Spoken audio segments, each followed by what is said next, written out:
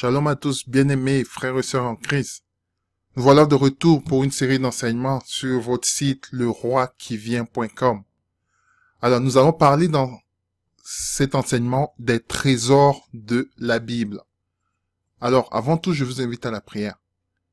Alors, Père éternel, merci encore une fois de nous donner l'opportunité de partager ta parole. Merci Seigneur d'amener les cœurs à ta parole pour que Père éternel, ceux qui en ont vraiment besoin de cet enseignement soient vraiment guidés et que Seigneur, ta lumière nous éclaire tous. Merci Seigneur pour tous les trésors que tu mets dans nos cœurs. Amen. Alors, bien-aimés en Christ, vous êtes sur votre site leroiquivient.com. Alors, pour nous contacter, contact avec s @leroiquivient.com ou sur Skype leroiquivient. Alors, dans cette partie, bien-aimés, nous allons parler de l'évangile révélé dans la généalogie de la Genèse. Alors, vous savez, bien-aimés, que dans l'ancienne alliance, tous les noms que le Seigneur donnait, par exemple, au peuple juif, aux Hébreux, avaient un sens, une signification. Alors, nous allons voir comment est-ce que dans le livre de la Genèse, précisément dans le chapitre 5, comment est-ce qu'on peut retrouver la généalogie? Comment est-ce qu'on peut retrouver à travers la généalogie l'évangile de Jésus-Christ qui est caché dans la généalogie de Genèse 5? Alors, avant tout bien-aimé, nous allons vous inviter à prendre le livre de Proverbes 25, verset 2. Alors, Proverbes 25, verset 2. La gloire de Dieu est de cacher les choses et la gloire des rois est de sonder les choses. Alors, bien aimé, le Seigneur nous dit ici que la gloire des rois, c'est de sonder les choses. Alors, il y a des choses qui sont cachées, que l'Éternel a cachées dans sa parole, et l'Éternel aussi nous a permis de connaître certaines choses. En sondant les Écritures, nous pouvons trouver les trésors, certains trésors que le Seigneur a mis dans sa parole. Alors, comme le faisaient les chrétiens de Bérée et les Béréens dans Actes 17, verset 11, ils analysaient tous les jours les Écritures. Ils sondaient les Écritures pour voir si ce qu'on leur enseignait était exact. Alors, bien aimés, nous nous invitons à prendre vos Bibles et de vérifier également et de sonder les Écritures pour savoir, pour voir si tout ce que vous recevez est vraiment exact. Alors, bien aimés, vous savez que la Bible est un livre révélé et que la Torah a été dictée directement par Moïse à l'Éternel. Que Dieu nous a laissé des trésors dans la Bible. Nous devons donc prendre le temps de les découvrir. Nous devons donc sonder chaque jour les Écritures afin de découvrir les trésors cachés de la parole révélée. Nous vous invitons à prendre le livre de Genèse 5 et nous allons parcourir ensemble pour voir comment est-ce qu'on peut retrouver dans le livre de la Genèse, c'est-à-dire dans le livre de la Genèse, à partir du chapitre 5, le message de l'évangile qui est caché dans la généalogie de la Genèse. Alors, lorsqu'on parle de la généalogie, c'est-à-dire on parle des noms. Les noms que le Seigneur a donnés à son peuple ont un sens. Si nous les prenons côte à côte, nous allons voir que ça a un sens et cela nous mène à l'évangile de Jésus-Christ. Alors, ne soyez pas impatients. Alors, je vous invite à me suivre. Alors, tout d'abord, nous allons parler de Methushélah. Vous savez que le nom Methushélah, en fait, c'est l'homme qui a vécu le plus longtemps sur la terre. Alors, pourquoi est-ce que le Seigneur a donné à Methushélah une longue vie? Alors, pour comprendre cela, savoir que l'année de la mort de Methushélah fut l'année du déluge. Dès que Methushélah est mort, cette année, il y a eu le déluge. Alors, pour comprendre, on sait que Methushélah a donné naissance à Lamech et Lamech a donné naissance à Noah qui a vécu au bout de 600 ans, Noé, il y a eu le déluge. Donc, Methushélah, en fait, savoir que la signification du nom Methushélah, c'est une racine mut qui signifie mort. Et Chalek, comme Methushélah, Chalek, la racine de Chalek signifie apporter, qui donne. C'est-à-dire, en fait, sa mort, la mort de Methushélah va apporter le jugement. Donc, c'est pour ça Dieu, quand Methushélah est né, c'était une prophétie en fait. Il faut savoir que Dieu, par son nom, disait Methushélah, à ta mort, le jugement va arriver sur le peuple, puisque le peuple va, si le peuple se repent pas, à ta mort, le jugement va arriver. Alors, on peut voir ici la grâce de Dieu dans le nom de Methushélah, puisque Methushélah était l'être qui a vécu le plus longtemps sur la terre. Et c'était une prophétie. Lorsqu'il est né, Dieu a dit à ses parents, appelez-le Methushélah, car à sa mort, le déluge va arriver, la punition, le jugement va arriver. Donc Dieu a fait vivre Methushélah très très longtemps pour que le peuple se repent. Pour que le peuple se repent, le peuple revienne à l'Éternel. C'est pourquoi Methushélah a vécu très très longtemps. Et les parents de Methushélah savaient, waouh, si cet enfant meurt, maintenant, il y aura le jugement. Le déluge de Dieu va arriver, le jugement. Donc tout le monde savait ça. Le peuple qui était averti, le peuple de Dieu qui était averti, il savait que à sa mort, le déluge allait arriver, il y aurait eu une punition. Donc le nom de Methushélah n'a pas été donné par hasard. Comme j'ai dit, ce nom Methushélah signifie ta mort apportera. C'est-à-dire ta mort va apporter le jugement. Donc, comme je dis, on peut voir la grâce de Dieu. C'est un Dieu qui est un Dieu compatissant, qui a fait vivre Methushélah très très longtemps pour en espérer que le peuple se repent. Alors, comme on vient de voir dans le cas de Methushélah, nous allons continuer dans le livre de la Genèse 5. Alors, et nous allons nous intéresser aux généalogies, c'est-à-dire aux noms, à partir d'Adam jusqu'à la Genèse 5 pour savoir qu'est-ce que Dieu a prévu, que tout était prévu dans l'évangile de Christ était prévu dans la généalogie, c'est-à-dire dans le nom que le Seigneur a donné dans Genèse 5. Alors, vous pouvez prendre le livre de la Genèse 5, nous allons lire et vous allez me suivre. Alors, Genèse 5, à partir du premier verset. C'est ici le dénombrement de la postérité d'Adam, depuis le jour que Dieu créa l'homme, lequel il fit à sa ressemblance. Il les créa mâle et femelle, et les bénit, et il leur donna le nom d'homme.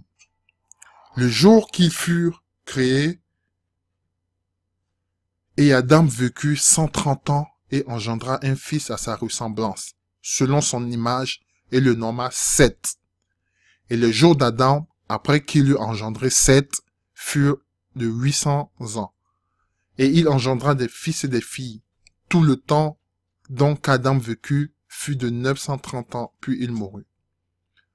Alors on va continuer, mais déjà je vais faire une petite pause, parce que ici on nous dit dans Genèse 5 qu'il y a eu Adam, et le fils d'Adam fut Seth. Donc on va continuer de fil en aiguille, comme ça, pour voir tous les descendants qui arrivent, depuis Adam jusqu'à Seth, et ainsi de suite, pour savoir. Alors verset 6. Seth vécut 105 ans et engendra Enoch. Et Seth, après qu'il eut engendré Enoch, vécut 807 ans, et il engendra des fils et des filles. Tout le temps que Seth vécut fut de 912 ans, puis il mourut. Et Enoch, ayant vécu 90 ans, engendra Kenan. Et Enoch, après qu'il eut engendré Kenan, vécut 815 ans, et il engendra des fils et des filles. Tout le temps que Enoch vécut fut 905 ans, puis il mourut. Excusez. Et Kenan, ayant vécu 70 ans, engendra Mahalahel. Et Kenan, après qu'il eut engendré Mahalahel, vécut 840 ans, et il engendra des fils et des filles. Tout le temps donc que Kenan vécut fut 910 ans, puis il mourut. Et Mahalahel vécut 65 ans, et il engendra Jéred. Et Mahalahel, après qu'il eut engendré Jéred, vécut 830 ans, et il engendra des fils et des filles. Tout le temps donc que Mahalahel vécut fut 895 ans, puis il mourut. Et Jéred, ayant vécu 162 ans, engendra Enoch. Et Jéred, après avoir engendré Enoch, fut vécu 800 ans et il engendra des fils et des filles. Tout le temps donc que Jéred vécut fut 962 ans, puis il mourut. Et Enoch vécut 65 ans et engendra Métouchéla. Et Enoch, après qu'il engendrait Métouchéla, marcha avec Dieu 300 ans. Et il engendra des fils et des filles. Tout le temps dont qu'Enoch vécut fut 305 ans. Enoch marcha avec Dieu, mais il ne parut plus parce que Dieu le prit. Et Métouchéla, ayant vécu 185 ans, engendra le mec. Et Métouchéla, après qu'il eut engendré le mec, vécut 782 ans et il engendra des fils et des filles.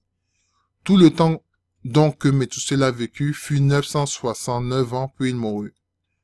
Les mecs aussi vécut 182 ans et il engendra un fils et il le nomma Noé, en disant, celui-ci nous soulagera de notre œuvre et du travail de nos mains sur la terre que l'Éternel a maudite.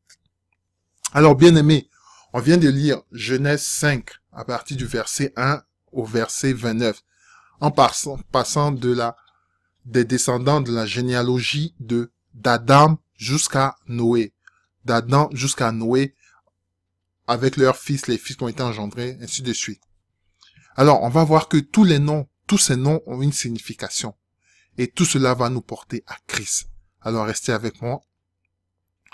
Donc, quand je vous ai dit, bien-aimés, les noms hébraïques ont toujours une signification qui nous échappe. Du fait que les traducteurs de la Bible ont préféré traduire ces noms phonétiquement plutôt qu'en termes de signification. Alors, connaître la signification de ces noms nous permet de découvrir des messages cachés au travers des généalogies comme celle de Genèse 5. Alors, si dans la Bible, vous savez que la Bible est un livre révélé, la Genèse a été dictée par l'Éternel à Moïse. Donc l'Éternel a pris le soin de dire à Moïse, alors, note ce nom, il y a eu, après Adam, il y a eu Seth, il y a eu tel, jusqu'à Noé, en donnant précisément les noms de ces personnes, pour savoir que cela a une signification. Pourquoi le Seigneur, il a fait comme ça? C'est que cela a un sens caché que nous allons découvrir. Alors, là, vous avez la liste de tous les noms des descendants d'Adam jusqu'à Noé. Il y a eu Adam, il y a eu Seth, Enos, Caïnan, Malahahel, Jared, Enoch, Métouchéla, Lamech et Noé. Vous avez tous ces descendants d'Adam jusqu'à Noé qu'on a listés ici. Alors, nous allons partir dans l'hébreu et pour essayer de comprendre la signification de ces noms, c'est-à-dire en allant dans leur premier sens. On sait que Adam veut dire Adama, qui veut dire homme. Adam fut le premier homme. Non, Adam veut dire Adama, qui veut dire homme. Après Adam, il y a eu Seth. Adam donna naissance à Seth. Or, on sait que Seth veut dire nommé, appelé. Nommé, appelé. La signification du nom Seth, c'est nommé, appelé. Et après, il y a eu Enos. Seth qui donna naissance à Enos. Et on sait que Enos, en hébreu, la signification, ça veut dire misérable, mortel ou faible. C'est-à-dire, en fait, Enos, ça vient de la racine Anash, qui signifie incurable, souvent utilisé pour qualifier une maladie mortelle. Donc, quand on appelle quelqu'un un enfant Enos, ça veut dire, enfin, c'est genre une maladie mortelle, faible, mortelle, misérable. Et donc, il y a eu, pourquoi Seth a nommé son fils Enos? Savoir que ça doit être sûrement par l'Éternel qui l'a voulu. Alors, après Enos a donné naissance à Caïnan. Caïnan veut dire douleur, affliction. Douleur, affliction. Pourquoi Enos a appelé son enfant Caïnan douleur, affliction? Dieu seul le sait. Douleur, affliction. Et là, nous allons donc découvrir aussi ces mystères que le Seigneur a bien voulu mettre sur notre voie. Ces trésors, comme on appelle les trésors de la Bible. Alors, Caïnan a donné naissance à Malahahel. C'est que Malahahel vient de la racine de Mahala, qui veut dire béni ou loué ou glorieux, béni, loué. Et El qui veut dire Dieu. Donc ce qui donne Mahalahel, qui veut dire le Dieu béni, le Dieu loué ou le Dieu adoré. Alors Malahel a donné naissance à un fils qu'il appelait Jared. Et Jared veut dire viendra ici-bas ou descendre. Viendra ici-bas ou descendre. Et par la suite, il y a Jared qui a donné naissance à Enoch. Enoch. On connaît Enoch, on sait que Enoch, c'est un terme académique qui signifie commencement ou enseignant. Enseignant, qui va vous enseigner commencement ou enseignant. Et Enoch a donné naissance à Métouchéla. On sait que Métouchéla, comme j'expliquais tout à l'heure, qui signifie sa mort apportera. Sa mort apportera. Métouchéla veut dire sa mort apportera. C'est-à-dire qu'il y a pour racine mut, qui signifie mort, et shalak, qui signifie apporter. Donc, ou donner. Donc, en fait, Métouchéla veut dire sa mort apportera. Et Métouchéla a donné naissance à Lamech. Pourquoi il appelait Lamech? Et Lamech qui signifie lamenter ou lamentation, qui donne du désespoir ou inespéré, désespéré. Lamenter, lamentation, Lamech, désespéré, inespéré. Et après, Lamech a donné naissance à Noé. Pourquoi Lamech a appelé son fils Noé? Parce que, en fait, Noé, c'est dérivé de Nakam et qui signifie apporter ou apporter du soulagement, du réconfort ou du repos. Donc, Noé, en fait, ça veut dire quelqu'un qui apporte le soulagement, le réconfort ou le repos. Alors, bien aimé, on vient de voir ici toute la généalogie de Adam jusqu'à Noé. Vous savez que ça s'est passé pendant des centaines, des milliers d'années. De Adam jusqu'à Noé. Il y a eu des milliers d'années, bien aimé. Donc, il y a eu Adam. Après, il y a eu Seth, qui a donné naissance à Enos. Enos a donné naissance à Cainan. Cainan a donné naissance à Malahel. Malahel a donné naissance à Jared. Jared a donné naissance à Enoch.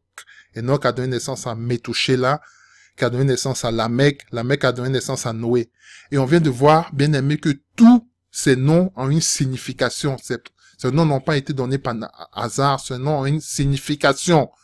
Alors, si nous prenons ces noms côte à côte, comme j'ai dit, Adam, ça veut dire homme. Seth, qui veut dire nommé, appelé mortel. Enos, qui veut dire mortel.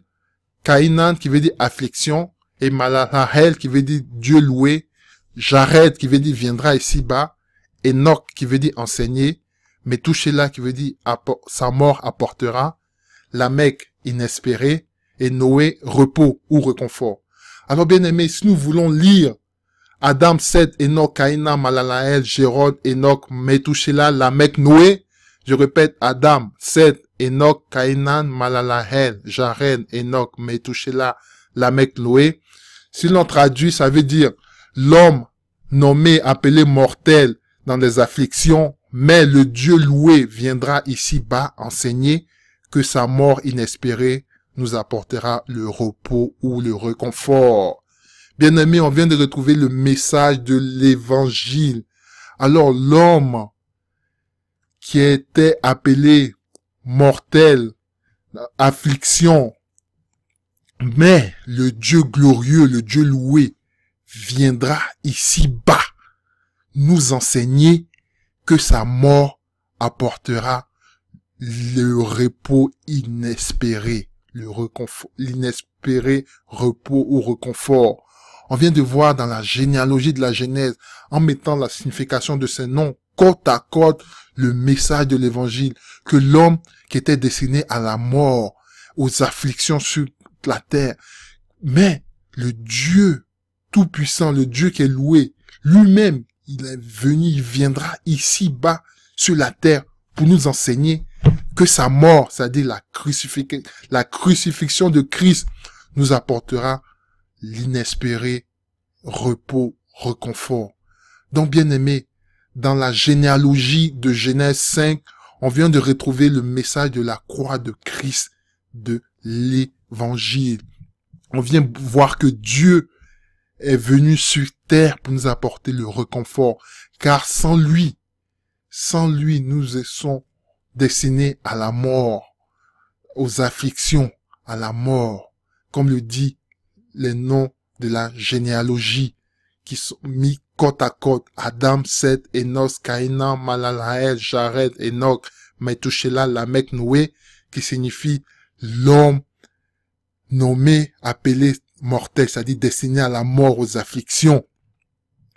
Mais le Dieu glorieux, le Dieu loué, viendra ici-bas enseigner que sa mort apportera l'inespéré repos. C'est-à-dire la crucifixion de Christ, l'homme qui était destiné à la mort éternelle, à l'affliction éternelle. Le Dieu lui-même est descendu.